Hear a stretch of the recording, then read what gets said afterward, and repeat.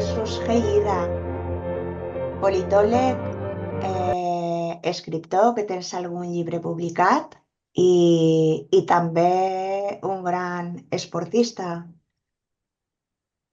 Bueno, corredor, sí, sí, sí. Bueno, corredor, ara t'agrada parlarem, no? córrer, Sí, sí.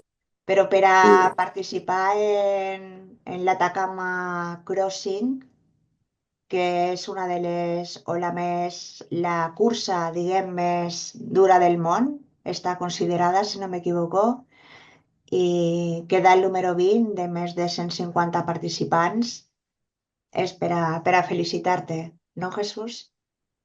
sí, la veritat estic content, no? de l'actuació, de la participació en una d'aquestes, de les curses més dures del món, com bé deies, no només per el tema dels quilòmetres també, sinó per tot el cansament acumulat, no? de tema per una etapa rere una altra durant 7 dies i després, òbviament, per l'altitud i per el terreny, no? en el que es desenvolupa. I la veritat, pues, que molt content per la participació. Perquè és un terreny molt rocós, no? I està situat a més de 2.000 metres d'altitud. Com es porta una carrera en aquestes condicions? Perquè imagino que en l'oxigen intervenen diversos factors, no? A l'hora de la competició, als quals a lo millor potser no estàs acostumbrat per la situació geogràfica, evidentment. Sí, l'alçada és el més... bueno, el que tenia una mica més de respecte, sí que he fet alguns cims de 3.000 metres, però puges i baixes, no? I aquí, en canvi, el primer dia ja començàvem a 3.200 metres d'alçada, era on estava el campament, la sortida, i després de mitjana estàvem a 2.500, 2.600 tots els dies de mitjana. Òbviament, el primer dia has de prendre-t'ho amb molta calma i així ho vaig fer per el tema de l'alçada, no? Per en seguida que corries una mica més del que tocava, veies que et pujaven una mica les pulsacions més ràpid i que respiraves més costosament, no? I a part, el primer dia també vas amb més pes, no? Per el tema de l'autosuficiència de portar gairebé 10 quilos en una motxilla, no? I que després no et pots passar el primer dia perquè després tens 6 dies més d'etapes, no? Clar, perquè són molts dies. L'avituallament el porteu vosaltres. Sí, tot No el hi ha menjar i punts tot porten... d'avituallament on tu pugues agafar menjar o... Menjar no, pots agafar aigua, més o menys estaven cada 10 quilòmetres, 12, 8, depèn del tipus de terreny i de l'hora en el que preveien que passàvem, no? Llavors tu portes tot el menjar com el que es porta a l'alta muntanya, menjar liolifitzat, que vol dir que està deshidratat al 99%. Llavors tu amb aigua normal o aigua calenta, es rehidrata i al cap de 10 minuts ja te'l pots prendre. Clar, en això pesa bastant al final, per a estar 7 dies pesa bastant, ocupa bastant de volum i ho has de portar en una motxilla de 20 litres, 25, no? Perquè al final ho has de portar tota a l'esquena. I també el sac de dormir, l'esterilla, la roba per aquests dies, portes el mínim, no? Tu has de fer un càlcul entre el tema del confort, el tema del volum i el tema del pes. I, òbviament, portar tot el material obligatori que et marca l'organització. Quin dia va ser el més dur? El tercer el tinc bastant identificat, a més al quilòmetre 30, entre el tercer i quart avituallament, no sé si era sí, crec que era entre el tercer i el quart, el vaig trobar en un terreny, ja et dic, difícil de córrer, no veia ningú davant, ningú darrere, eren les hores centrals del dia, al voltant de la 1:30, a les 2 de la tarda, i ahir sí que vaig tindre un moment de debilitat mental més que física, no? En el sentit de dir, ostres, què faig aquí? No? Missatges negatius que al final has d'intentar donar-li la volta pensant positiu en la família, en el repte esportiu solidari, no? Per la salut mental i en tota la gent que et dona suport. I amb això, i quan ja em va passar un altre company, vaig dir, mira, amb ell tot el que puguis, encara que vagi una mica més ràpid, dic, perquè per no tornar a aquesta situació negativa, i després ja va genial els últims 6-7 quilòmetres. Sembla poc quan dius, ostres, és que et quedaven 10 per meta, però clar, 10 quilòmetres en meta, segons el terreny, potser són dues hores. I com has parlat tu d'estos missatges disruptius negatius que et poden atacar, no? en este tercer dia, perquè és una cursa per a la salut mental. Corrió per la salut mental, no? Per posar Sí, l'accent i posar en evidència este sector, no? de l'àmbit sanitari que pateixen moltes persones, però alhora teníeu que fer front també mentalment a les vostres pròpies, diguem, barreres, no? Sí, sí, sí, o les pròpies barreres, sí, sí. Òbviament jo la meva participació era a través d'una campanya que és Esport i Salut Mental Tarragona 2025 i feia per visibilitzar i sensibilitzar, com bé deies, no, d'aquesta problemàtica sobre la salut mental i com l'esport pot ajudar en el benestar emocional de les persones i també en la inclusió social, perquè en les associacions que treballen i fundacions treballen amb persones que tenen discapacitat. No? Però a part de tot això, i lliga molt bé en el tema de l'esport, perquè aquest tipus de proves extremes tu també et veus en moments de debilitat i és un paral·lelisme, una metàfora en la vida, no? De que també a vegades ens podem trobar amb un pou, no? Per tema ansietat o pitjor per tema depressió, no? o semblants, i llavors hem de demanar ajuda, no? O hem de tindre suport professional. I en aquest cas el paral·lelisme amb l'esport, no? De dir bueno, que a vegades has de tindre aquesta ajuda era en un company, no? Tindre aquests missatges positius i també com mostrar, no? Que d'aquest moment negatiu es pot sortir també. Llavors serà aquesta la metàfora també que volíem reproduir, no? Claro, o sigui, té un simbolisme de... La vida també és una cursa, no? I que en moments puntuals també et pots trobar en gent que te dona suport i que t'ajuda a continuar. Seria aquest, no? El simbolisme. Sí, sí, sí, era fer també quilòmetres amb sentit, no? Passes, petjades amb sentit, no només d'arribar a la meta, que òbviament també, i arribar i fer-lo el millor possible, però també que tinguera un sentit, en aquest cas, d'un impacte positiu i social, no? Com sorgeix la idea d'anar-te'n a l'altra punta del món a fer una cursa tan Doncs, èpica, no sé com denominar-la, tan èpica, sí. sí. Mira, jo vaig començar en aquest tipus de curses. Aquesta és la segona. El 2022 vaig participar a la Marató de Sables al Sàhara, que és la més famosa perquè és la que porta més temps, 40 edicions. Aquí et porten 18 a Atacama, però perquè la fan també cada 2 anys, si no també estaríem per la 30 i pico. I llavors jo des de la pandèmia que tant ens va afectar Mm. a tothom, no? El tema per la salut mental també, l'any 2020, i després vaig tindre un accident de cotxe greu que per sort vaig sortir jo il·lès, però em podia haver matat perfectament, i llavors vaig dir, ostres, tot el que vulguis fer en la vida, intenta començar a crear les condicions per a realitzar-lo. I una d'aquestes era participar a la Marató de Sables, i allí, amb la gent que vaig conèixer, alguns companys també, van comentar-me que existia també la d'Atacama, que era un lloc espectacular també, i bueno, amb un company, aquest company de Mallorca, també vam anar parlant, després vam mantenir el contacte i vaig dir, ostres, per què no aquest any? No? Vaig també parlant-lo amb la família, que això és el primer, tindre els dies a la feina, també poder assumir el cost econòmic, buscar patrocinadors,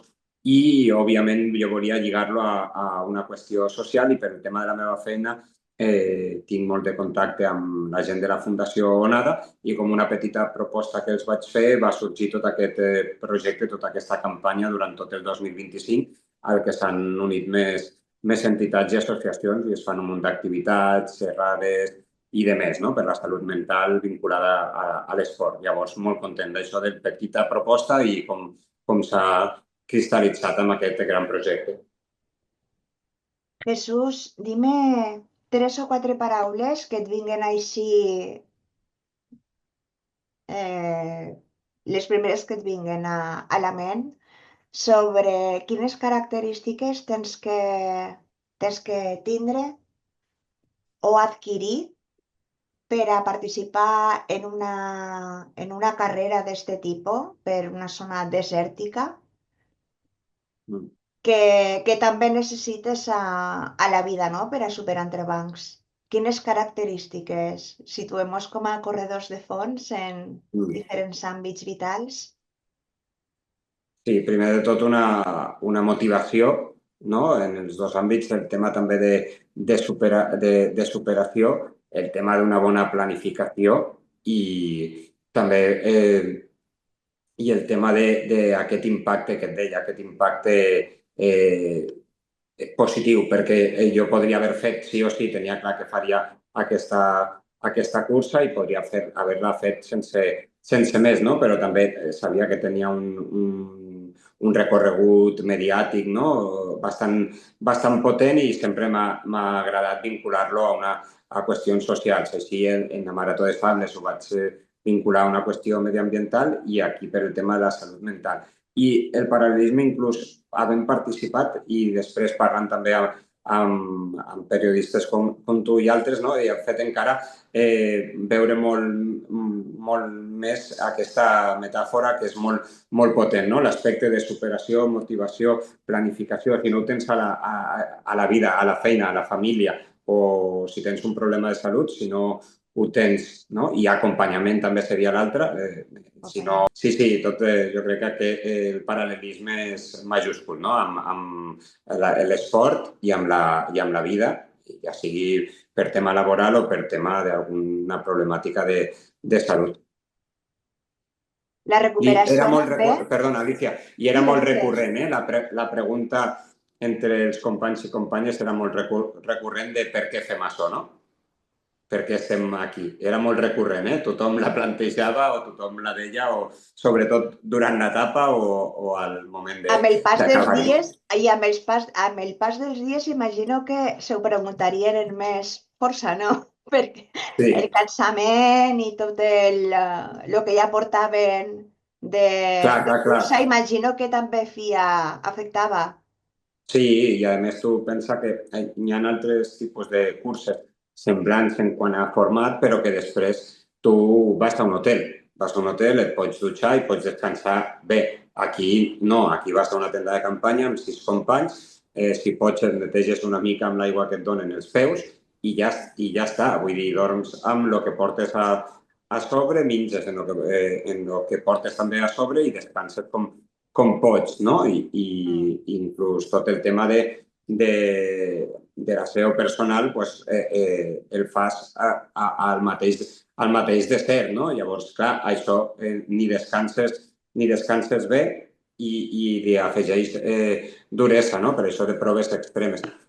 Òbviament ja ho saps abans on vas, però jo també anava i havia participat a una semblant, sabia on anava i els errors que havia comès en l'anterior doncs no els vaig cometre aquí. Aquí va passar 3 coses, no? Però en principi ho vaig portar tot molt més planificat, que deia, no? És important la planificació, no? No, si no la fas, vull dir, estàs abocat al El fracàs, fracàs. quasi al 100%.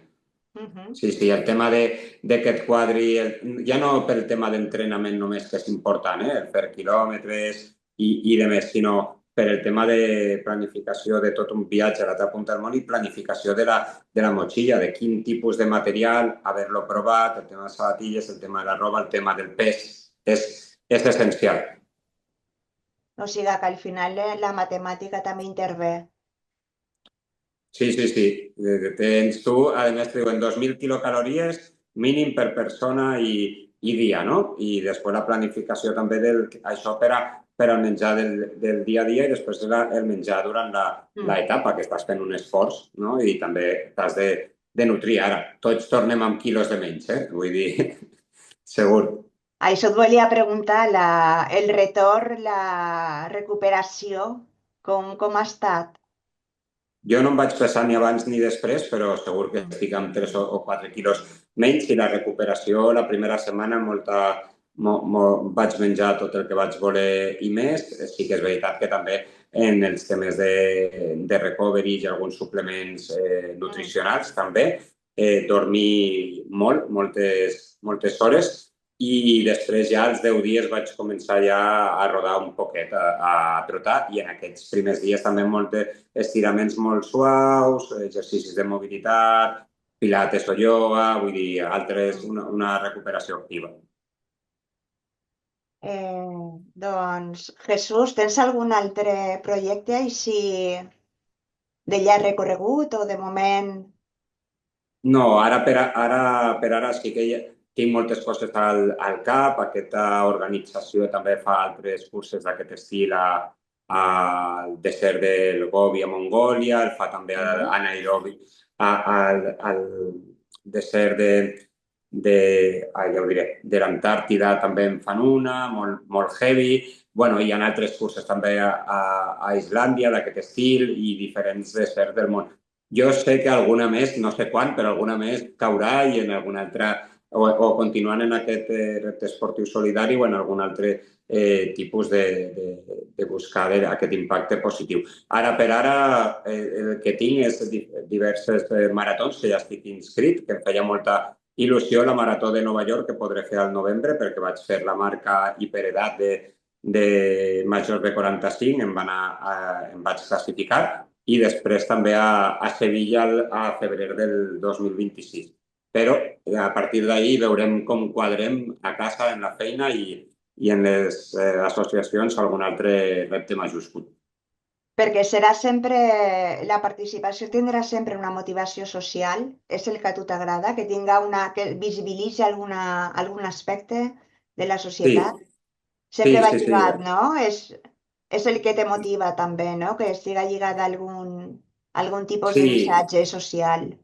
I et dona molta força, ja et dic, mediàticament i comunicativament els ajudes molt, també pots vincular-lo a una recaptació de fons si les organitzacions volen, no? Però després també et dona molta força a tu com a corredor, a tu com a atleta, no? Saber que ho fas per ells, podries fallar en el sentit de dir, ostres, no, pues has tingut una lesió o el que sigui, no has pogut acabar, però et donen, si no és així, et donen també molta força saber que tens aquestes associacions i tots aquests nois i noies amb dificultats que també et donen suport. I la idea meva és o continuar treballant en aquestes associacions o amb altres, però sempre que pugui amb una vinculació social.